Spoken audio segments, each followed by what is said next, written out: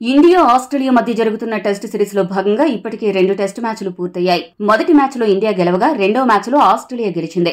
రెండు జట్లు కూడా సమఉజ్జీలుగా ఉన్నాయి. దీంతో మూడో టెస్ట్ మ్యాచ్ ఎలా జరుగుతుందనే ఆతృత అందరిలో ఉంది.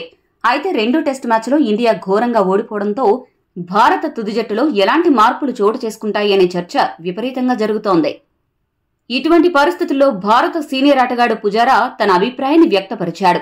మూడో టెస్టు కోసం ఎలాంటి మార్పులు చేయాలో సూచిస్తూ అందుకు గల కారణాలను కూడా చెప్పుకొచ్చాడు. పుజారా మాట్లాడుతూ ఏమన్నాడంటే, చాలా మంది హర్షిత్ రాణాను పక్కన పెట్టాలని డిమాండ్ చేస్తున్నారు. కానీ నా వరకైతే అలా చేయడం తప్పు.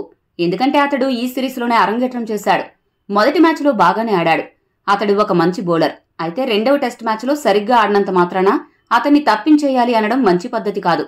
నా వరకైతే హర్షిత్ రాణాను జట్టులోకి కొనసాగిస్తూ ఒక మార్పు అయితే ఖచ్చితంగా చేయాలి.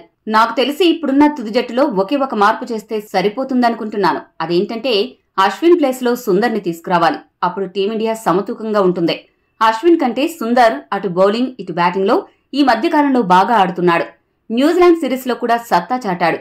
కాబట్టి ఆ స్థానానికి సుందర్ కరెక్ట్. సుందర్ వస్తే బ్యాటింగ్ విభాగంతో పాటు స్పిన్ బౌలింగ్ కూడా పటిష్టమవుతుందని బలంగా నమ్ముతున్నాను అని పుజారా చెప్పుకొచ్చాడు.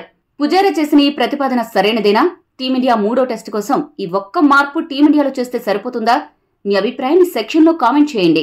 మరిన్ని స్పోర్ట్స్ అప్డేట్స్ కోసం మా ఛానల్ ని సబ్స్క్రైబ్ చేసుకోండి.